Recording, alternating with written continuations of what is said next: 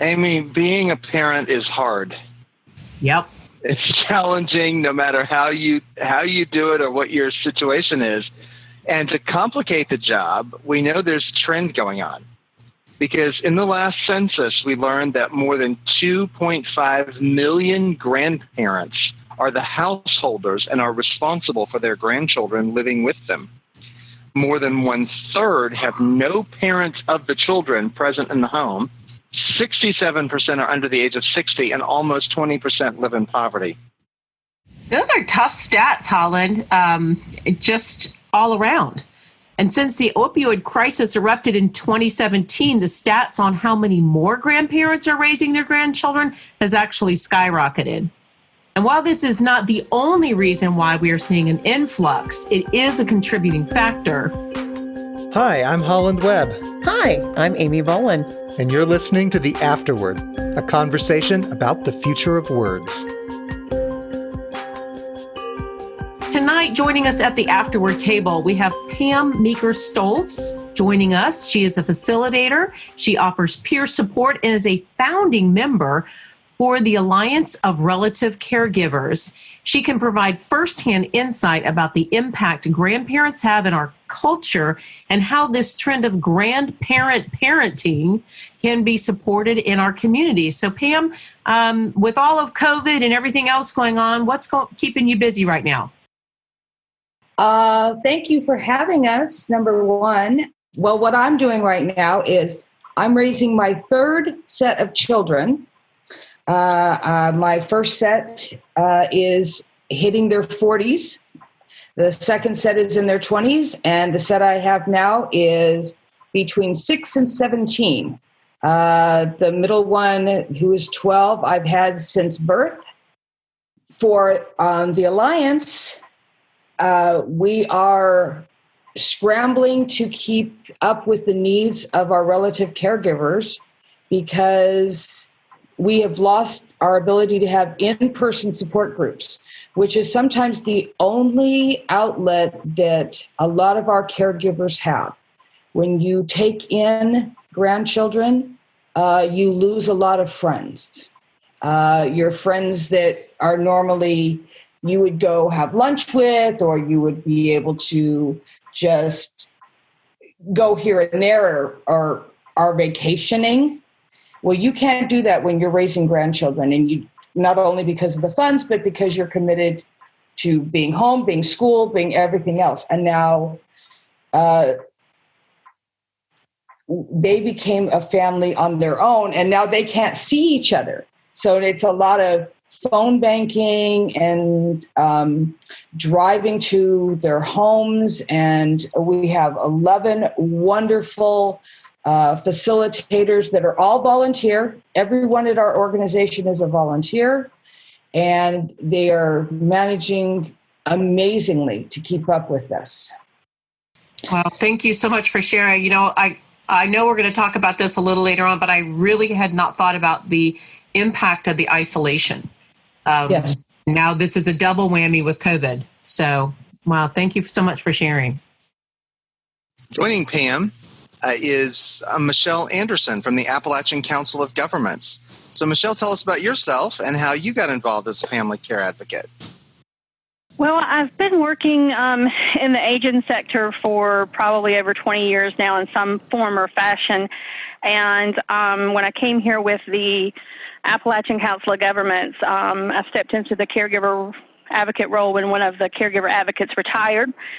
What we do is we work with caregivers that are caring for their loved ones, and through that program, a small portion of that program, we work with seniors that are directly raising children.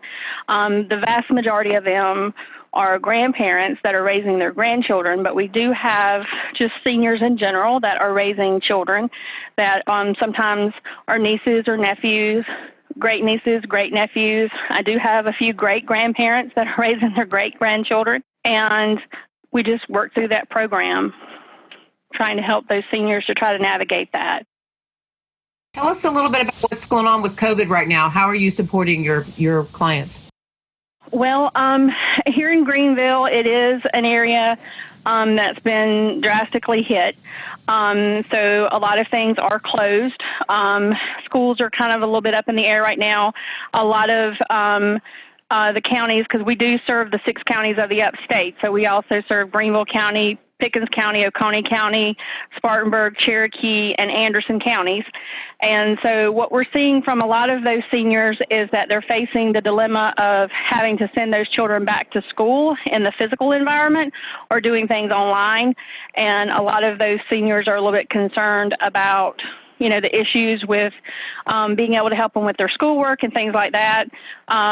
We started a program this last year, actually. We came up with a concept of doing what we called a Camp Connect, and it was where we were going to have nature-based programs that would allow the seniors and the children to be able to come together in a nature-based program that kind of put everybody on the same playing field. So it was things that was, even if someone who had a disability or even if there was a learning gap, if, tremendous age difference, even with the grandparents themselves, it would still put everybody kind of on the same playing field. So we started with the nature-based program of having an overnight camp for the children, and unfortunately we had to cancel that because of COVID. It was scheduled to happen in April, and unfortunately we had to cancel it. But what we're doing to try to make up with it for the families and for the children, because I know a lot of the children were disappointed, is we put together Camp Connect boxes, and we're actually going to be delivering those to the families next week.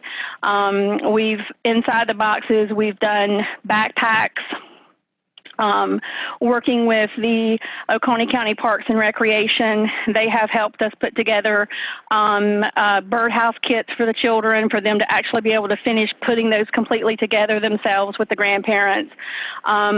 There's books in there from the Audubon. There's books in there about animals and what to expect to see when you're out in nature, what to look for to be able to identify animal tracks and things like that.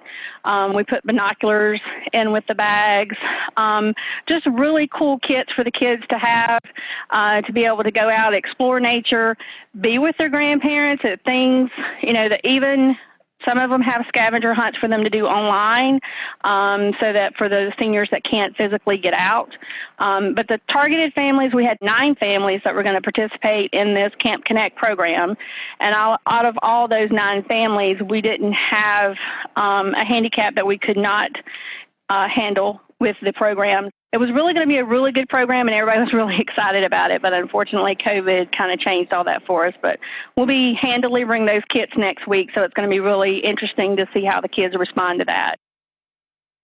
Yeah, that sounds like a great program. I'm sitting here thinking how much fun it would be to be part of your camp.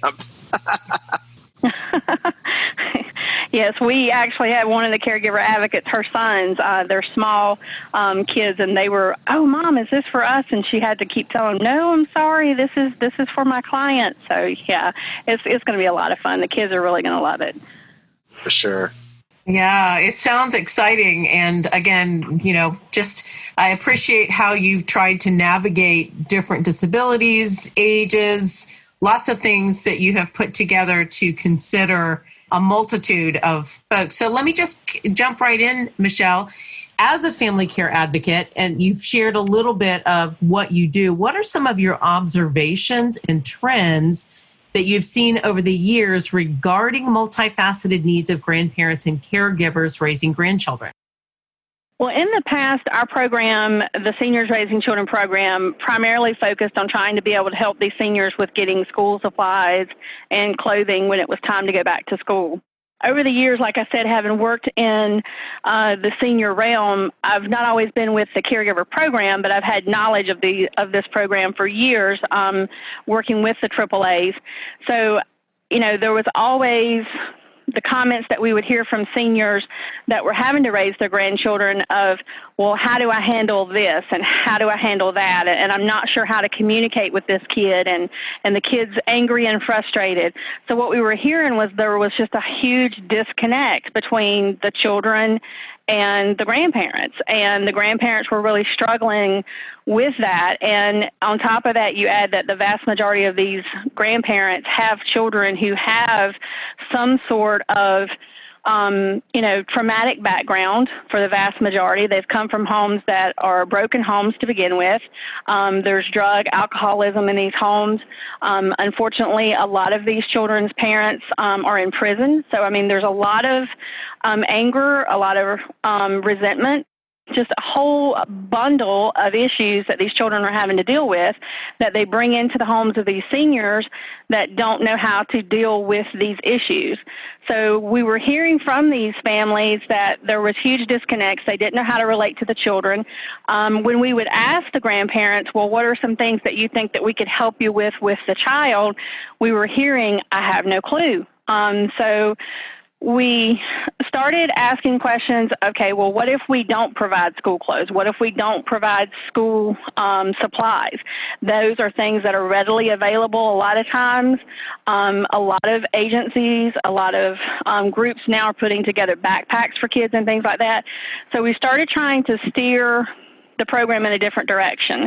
So when I came on board with the Advocates program here in 2016, I told my aging director, I really want to take this to a whole different level. And so we really looked at what our guidelines were, what we could and what we couldn't do. And the wonderful thing about the family caregiver program is that there is a very large gray area.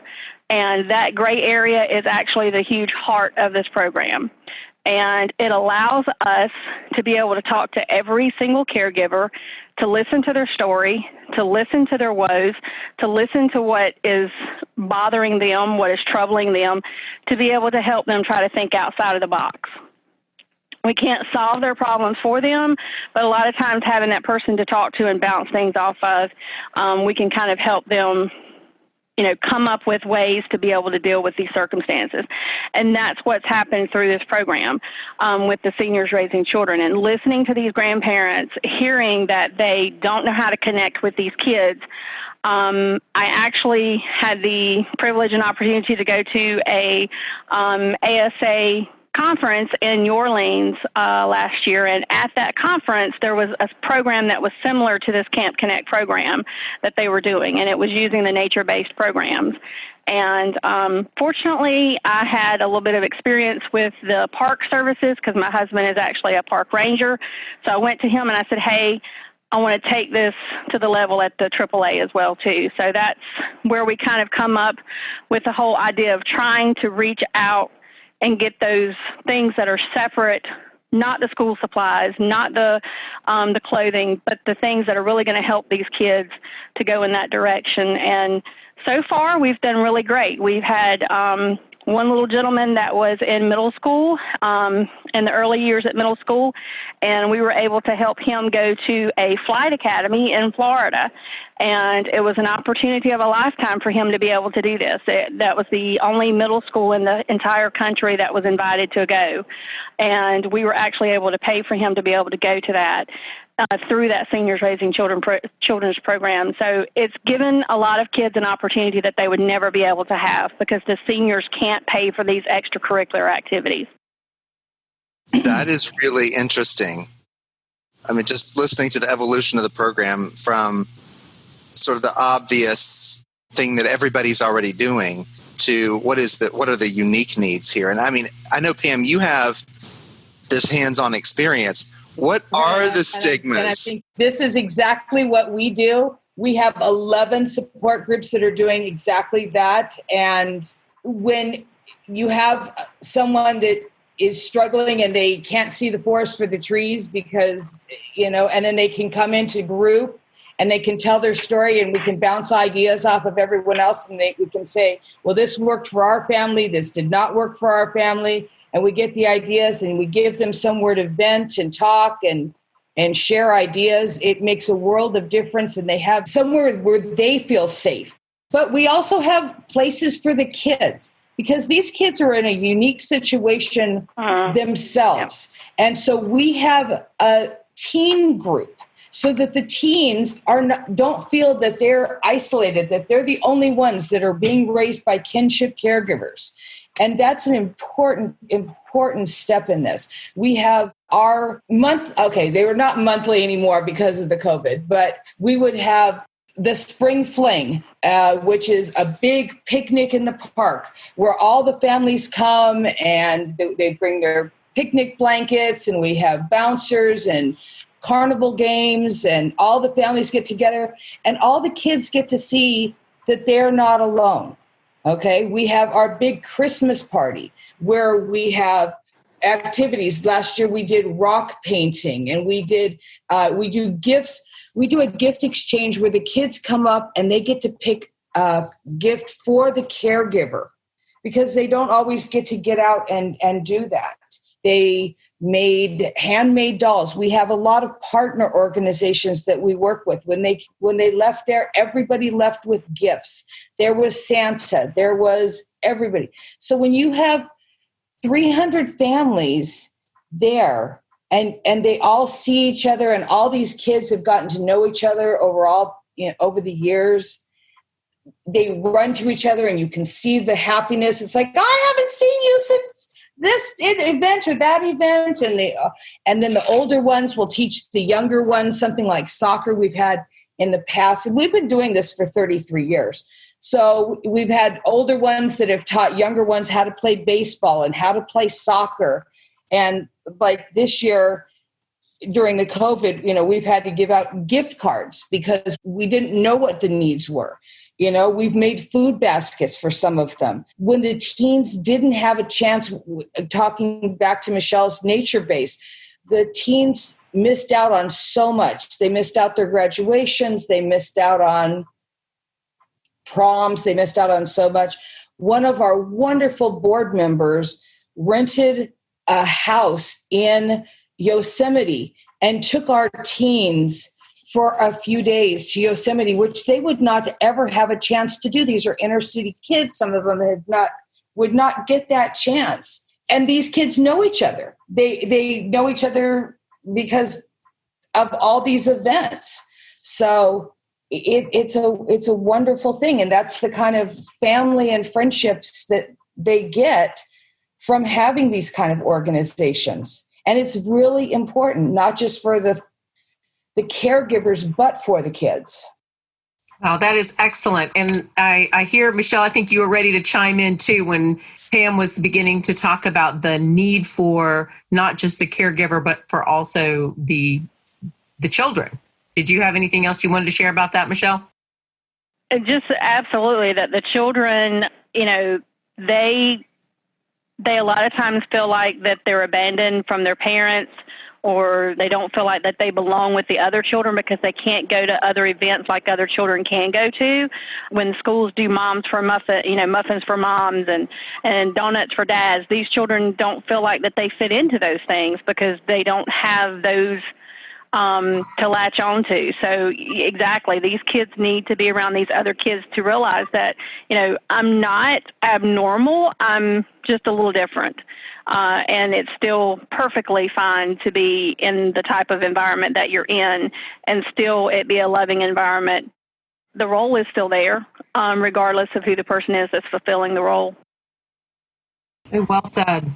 Let me go back to that second part of that question, because Holland and I had a really difficult time, and we just, say huge thank yous to Pam, because we had a very difficult time finding another guest to be at the Afterword to talk about their story because of the stigma, because it is sometimes difficult to talk about. So, Pam, from some of your experiences, why would talking about this be difficult?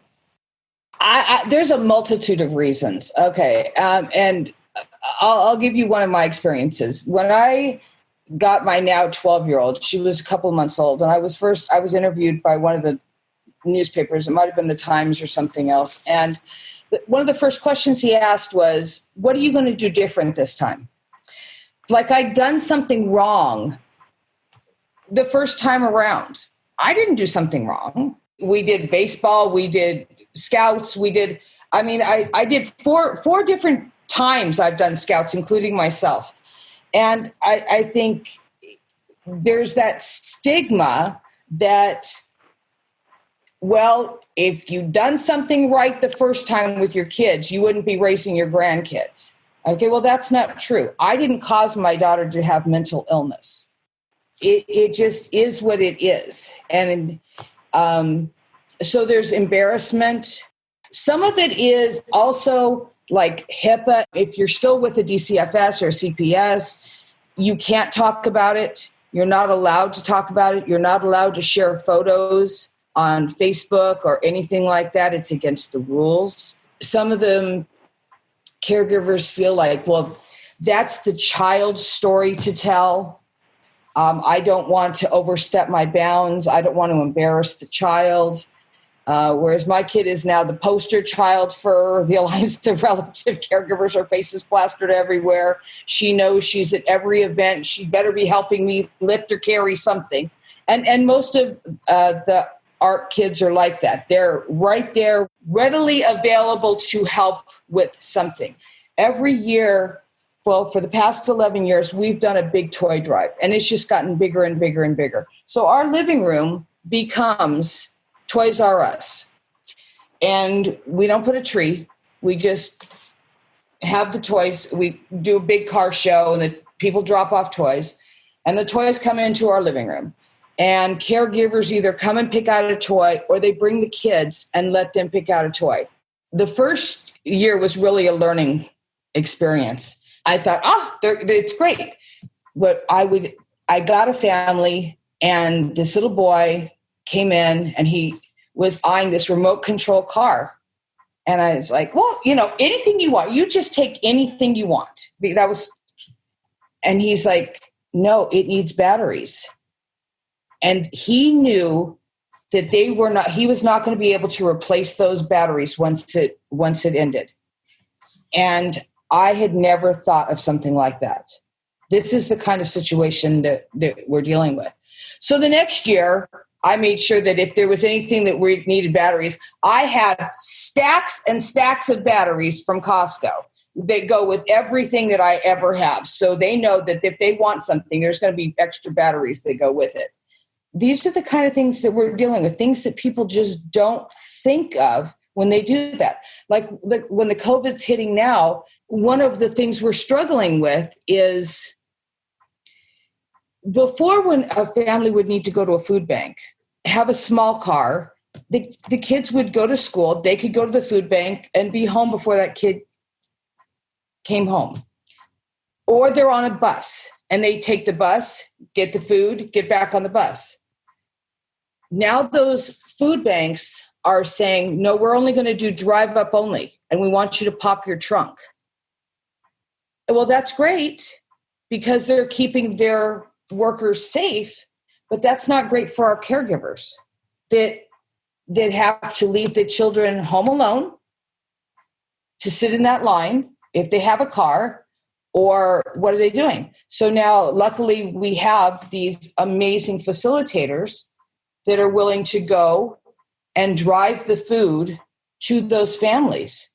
But I don't know what other families are doing. I really don't. I mean, because it's a balancing act. And like Michelle was saying about canceling her event, we don't know if we're going to have to cancel our toy drive. We don't know if we're going to have to cancel our big Christmas party. And we just got word yesterday that one of our partner organizations, which is a wonderful temple that makes the food for our families, makes dozens and dozens of turkeys and a whole cooked meal for Thanksgiving.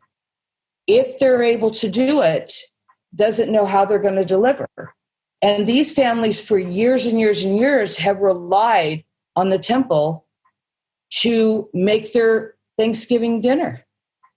So now we don't know what we're going to do. And so that's why I'm saying every day is a new adventure on how we're going to get these families supplies. Holland, I don't know about you, but this is more in depth than I had begun to think about as we were processing this topic. What about you? Definitely. Yeah, definitely. Well, thanks for sharing, Pam.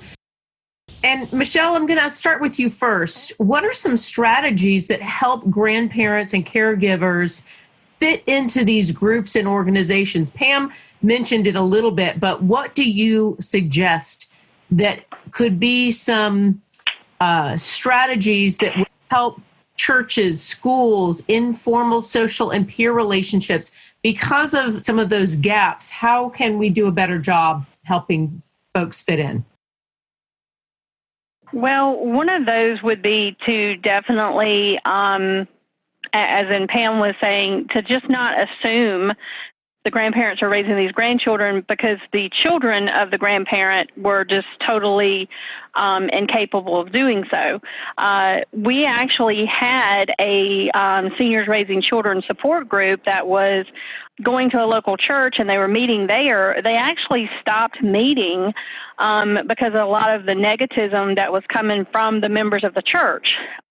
A lot of it had to do with some of the families that these children had come from, and it's not something that you need to just absolutely speculate. I have seen these children come from families where, one parent was killed, one parent was incapacitated, so they weren't literally physically able to raise the children, so the grandparents had to step in. I've unfortunately seen scenarios where one parent has actually murdered the other parent, and so the grandparents had to step in. There's all kinds of reasons of why these grandparents or these seniors, because like I said, I've got some great grand uncles and things like that are raising other family members, to just not assume why these people are having to raise these children and not to think of them as being any different. They're out there trying to do the same things that regular mom and dads are trying to do. There's just a generational gap. And so, to provide the opportunities for people who have disabilities to be able to join, for instance, like with our Camp Connect group that we had, we were willing and able to be able to provide sleeping arrangements for someone if they were handicapped, if they had a mobility issue, if they had to have any type of electronic devices and things of that nature. So it's the inclusion part of it that's going to be the key to be able to try to get these seniors to be able to go to these programs or to participate in other things where other children are involved, so that all of these kids can be around one another and not feel separate. That's the whole key to this, is to put everything on that playing level to where everyone's equal, regardless of background, age, whatever. It's all about just trying to make it equal across the board. I always say, if you don't need us, you know someone who does, because for every car accident, for every cancer death, for every drug addict, for every mentally ill person, someone's got to raise those children. And they do better when they're with families. So it's not just a one-size-fits-all package. And you also have, in that scenario with the grandparents, if you have a grandparent whose child has died of cancer and the children and the grandparents have watched that, they're going to have a completely different attitude than someone whose child has chosen to use drugs or alcohol. So even though everyone's doing the same job, the feelings are very different across the board, but they're all in the same boat. It's really very different. And luckily, when you're in groups like our groups, I personally know what it's like to have a mentally ill daughter who's on the streets. So if you get a new member and she's suffering because she doesn't know where her daughter is, and she's terrified that she's going to get that call any day that, someone's found her, then they can refer her to me. If you have someone whose daughter has died, we have another facilitator who's had that experience, that we can refer them to that group just for the initial phone, until they feel comfortable. Because a lot of these grandparents, they don't just feel comfortable just walking into a group. It's kind of not, as much as it's kind of like AA, where it's confidential and we're not going to tell your stories outside of anywhere or anything like that. it's not comfortable. It's really not. And we spend an awful lot of the time on the phone explaining our groups and talking to them so that they feel comfortable with the facilitator first before they ever come into a group. I don't know if you get that, Michelle, but I spend an awful lot of time with our people. Absolutely, and I think that's one of the huge successes when you have activities like you were talking about with the spring fling and things like that, because when you say that you want to have a support group, or when you say that you want to have a group for the kids to be able to, discuss issues and things like that, it automatically puts that person on high alert that I've got to sit here and I'm going to have to tell these people my life story. And they don't want to do that. We run into that problem just with our caregivers in general, not even the seniors that are raising the children, but just the caregivers that I hear a lot from my caregivers when I ask them, do you want to participate in a support group? No, I really don't want to sit there and listen to everybody else's problems. I've got enough to deal with. And it's the same thing with these grandparents. But when you have activities and when you have events, such as doing just a fun activity, having an outdoor movie, and inviting these seniors together, it's really amazing to kind of see what happens. And that's what we really realized for the first time when we were doing the Camp Connect program, because to kind of do a test run to see if we would even be able to pull this off, we just had a Camp Connect day over at High Falls County Park in Oconee County, and we had a huge turnout for it. We weren't really sure how many would show up, but we ended up with 15 kids and we had 20-something adults, and we got them together and we didn't discuss anything. We didn't ask them anything about their backgrounds. We didn't care. We wanted them there because it was seniors who were raising children. And basically what we did was we had the kids come together. One of the rangers there at the park, they did a ranger-led activity with the kids. The YMCA pitched in there with us. So we had activities for the kids to do separate, and then we had something for the grandparents to go in and join the kids with doing. And then after that, the kids were able to do a scavenger hunt. They collected things there in nature, and then they came back and did a actual photograph on some paper. I'm not very scientific-y, so I can't really tell you the specifics of it, but one of the rangers had all the stuff there, and they were able to develop their own pictures and all this neat stuff. The kids had a blast. The seniors were having a blast. I wish you guys could see the photos of it because it was absolutely wonderful. But the thing that was so funny was that we had a lady come from the Greenville area with birds of prey, and she brought an owl out for the kids to see. And while the lady was doing the program with the owl, the grandparents were over off in the corner, and they were all sitting over there talking. And normally it's the kids that you have to call down for being a little bit loud, but it was the grandparents. And it was absolutely wonderful because the grandparents were sitting over there conversing with one another. If they wanted to share, they could. There was no pressure there for them to be able to sit there and discuss.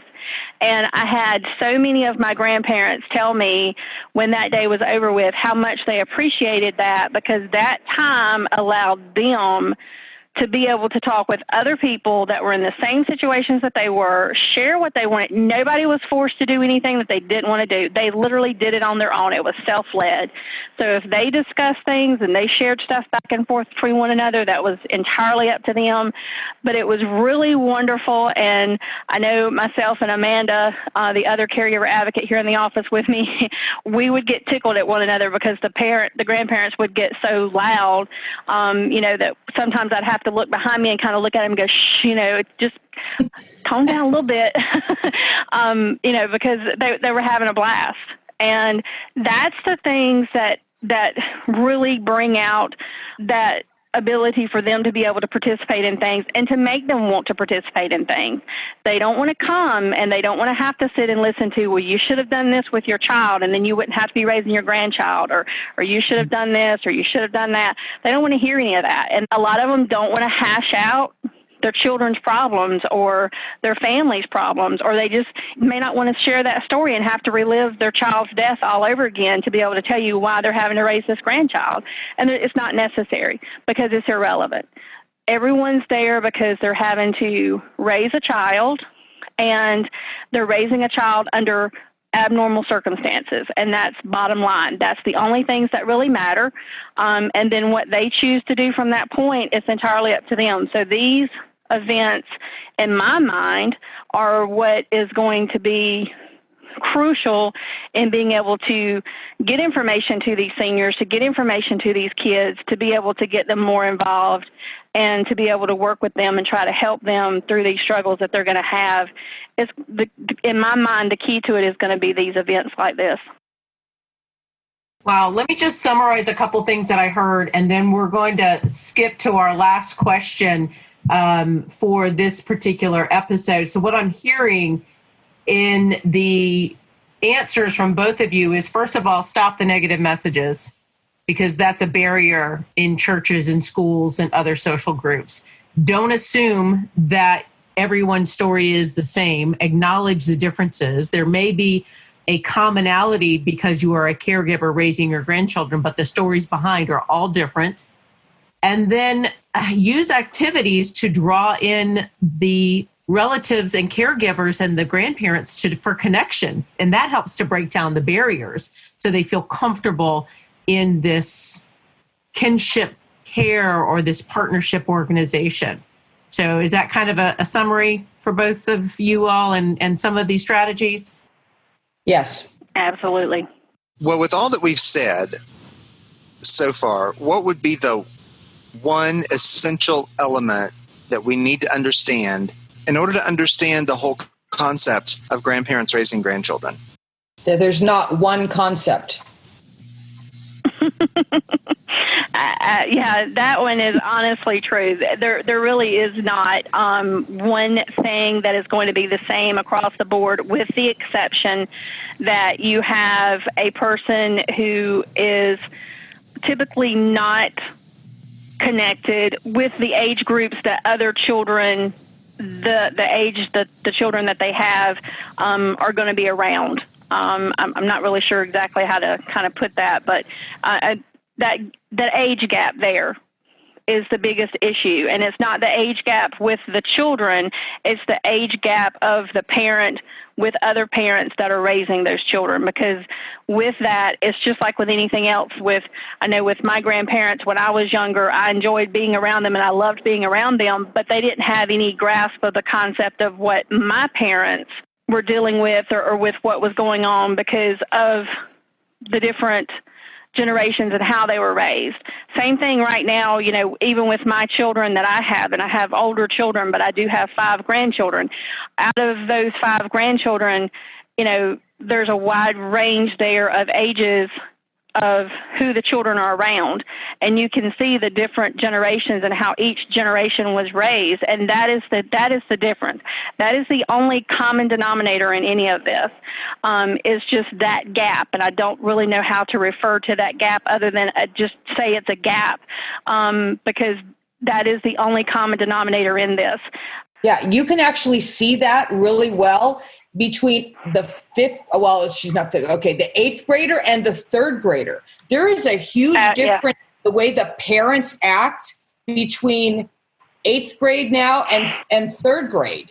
And it was really apparent when they started kindergarten how the parents were so different then. I mean, the parenting styles have really changed, and that's hard. Because some of us older parents don't hover and say, well, no, you need to do that yourself. Where some of these younger parents are, no, I've got to do everything for you and help you. And that's a shocker for some of us older parents. It's also a shocker for the teachers. I'm going to throw that out there for the poor teachers that are now expected to do everything for these kids. So shout out to teachers. Amy, you got your shout out for the show. There we go. Well, thank you all for sharing this information. This was a good essential element to consider. Yes, it was. Okay, well, special thanks to Michelle Anderson and Pam Meeker-Stolz, because this ends part 1 of our conversation about the stories that influence and support grandparents who are raising grandchildren. While you wait for part 2, which is coming out next week, please go to theafterwordpodcast.com and become a subscriber. Leave us a review on Apple Podcasts and tell your friends about us. And as always, you are welcome at our table.